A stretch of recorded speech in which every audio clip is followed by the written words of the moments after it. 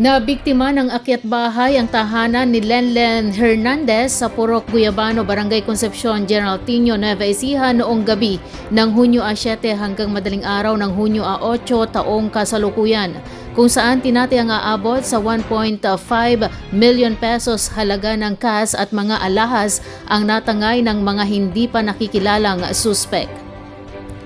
Batay sa impormasyong ibinahagi ng pamilya at mga residente, naganap ang insidente sa pagitan ng alas 10 ng gabi at alas 3 ng madaling araw. Sa loob ng naturang oras, pinasok umano ng mga suspek ang bahay ng biktima at tinangay ang malaking halaga ng pera at mahalagang alahas. Nahagip naman ng closed-circuit television o CCTV camera ang mga hinihinalang sangkot sa pagnanakaw. Kasalukuyang sinusuri ang mga kuha ng CCTV upang makatulong sa pagkilala at agarang pagkakadakip sa mga responsable sa insidente. Bilang bahagi ng pagsisikap na matukoy ang pagkakakilanlan ng mga suspek, naglaan ng pabuyang nagkakahalaga ng 50,000 pesos para sa sinumang makapagbibigay ng mahalagang impormasyon na hahantong sa kanilang pagkilala at pagkakahuli.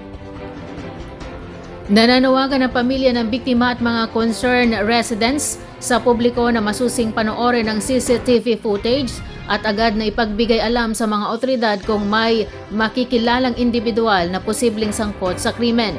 Ayon sa kanila, maaaring isang impormasyon lamang ang maging susi upang mabigyan ng hustisya ang nangyari at mapanagot ang mga responsable. Patuloy namang hinihikayat ang publiko na ibahagi ang impormasyon at mga larawan o video na may kaugnayan sa insidente upang mas mapabilis ang investigasyon at makatulong sa paghahanap sa mga suspek. Sa kasalukuyan, nagpapatuloy ang investigasyon ng mga kinauukulang awtoridad upang matukoy ang buong detalye ng insidente at maibalik ang seguridad sa komunidad. Nagsagawa ng inspeksyon ng National Irrigation Administration o NIA sa kasalukuyang protection works para sa inverted siphon sa kabaan ng Diversion Canal No. 1 sa Talavera River, Barangay San Francisco, Llanero, Nueva Ecija bilang bahagi ng pagpapatibay ng infrastruktura ng irigasyon at upang matiyak ang tuloy-tuloy na supply ng tubig para sa mga magsasaka. Pinangunahan ni NIA Officer in Charge Deputy Administrator for Engineering and Operations Reyne Ugay at Design and Specifications Division Manager Ariel Nahera ang inspeksyon kasama ang iba pang opisyal ng Upper Pampanga River Integrated Irrigation Systems o UPRIS. Sinuri ng grupo ang kasalukuyang kalagayan ng istruktura bilang paghahanda sa nalalapit na tagulan upang matiyak ang katatagan at maayos na operasyon nito. Ayon sa NIA, mahalagang bahagi ng sistema ang irigasyon, ang inverted siphon dahil ito ang nagsisilbing daluyan ng tubig patungo sa Tres Lower Service Area na sumasaklaw sa 19,235.62 ektarya ng sakahan at nagbibigay benepisyo sa 13,943 magsasaka sa iba't ibang bahagi ng Nueva Ecija. Kabilang sa mga lugar na sakop nito ang mga bayan ng Llanera, Talavera, Quezon, Santo Domingo at Licab, gayon din ang mga lungsod ng San Jose at Muñoz. Ipinaliwanag ng ahensya na layunin ng isinasagawang protection works na maiwasan ang higit pang pagkasira ng nakalantad na inverted siphon at mapanatili ang tibay at integridad ng istruktura. Mahalaga ito upang matiyak ang pangmatagalang operasyon ng pasilidad at ang walang patid na paghahatid ng tubig para sa irigasyon, lalo na sa panahon ng tag-ulan kung kailan kinakailangan ang maasahang infrastruktura.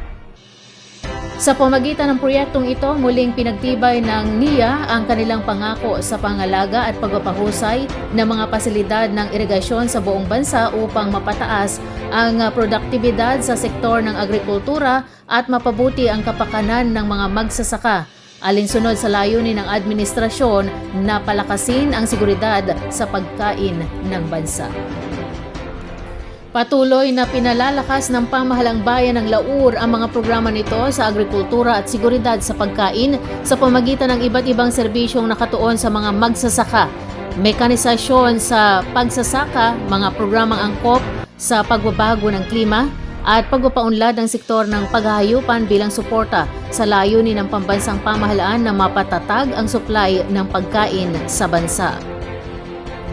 Ayon kay Mayor Benjamin Padilla ng Laur Nueva Ecija, nananatiling pangunahing pinagkukunan ng kabuhayan ng mga residente ng Laur ang agrikultura, kaya't prioridad ng lokal na pamahalaan ang mga programang direktang makatutulong sa mga magsasaka at magpapataas ng kanilang produksyon.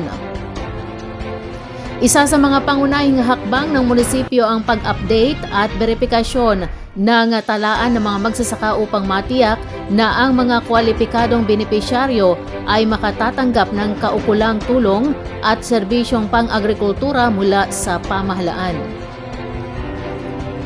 Nakakuha rin ang lokal na pamahalaan ng isang village-type rice mill mula sa Philippine Center for Post-Harvest Development and Mechanization.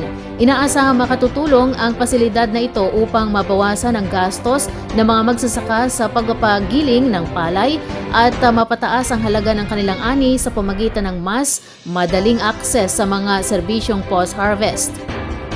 Sinabi ni Padilla na malaking pakinabang ang naturang rice mill dahil magbibigay ito ng mas murang proseso ng paggiling para sa mga lokal na magsasaka. Bukod dito, pinag-aaralan din ng munisipyo ang direktang pagbili ng palay mula sa mga magsasaka sa mas mataas na presyo. Pinalalakas din nito ang mga serbisyo para sa paghahayupan sa pamamagitan ng libreng pagbabakuna sa mga hayop at mga programang artificial insemination.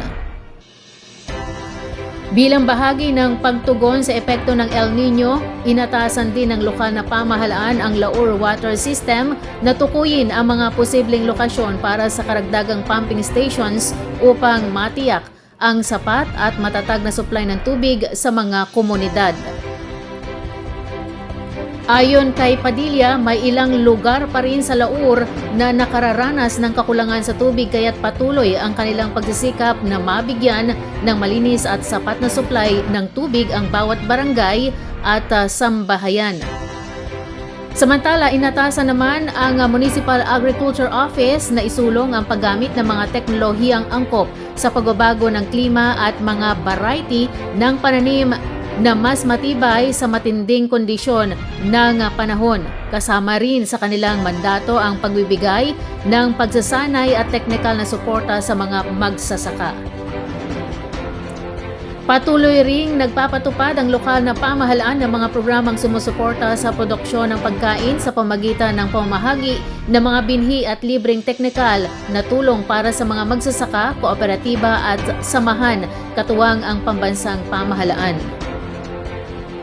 Sa pamamagitan ng mga inisyatibong ito, patuloy na pinatitibay ng pamahalang bayan ng Laur ang produktibidad ng sektor ng agrikultura, pinahuhusay ang akses ng mga magsasaka sa mahalagang serbisyo at pasilidad at nag-aambag sa pangmatagalang seguridad sa pagkain ng bansa.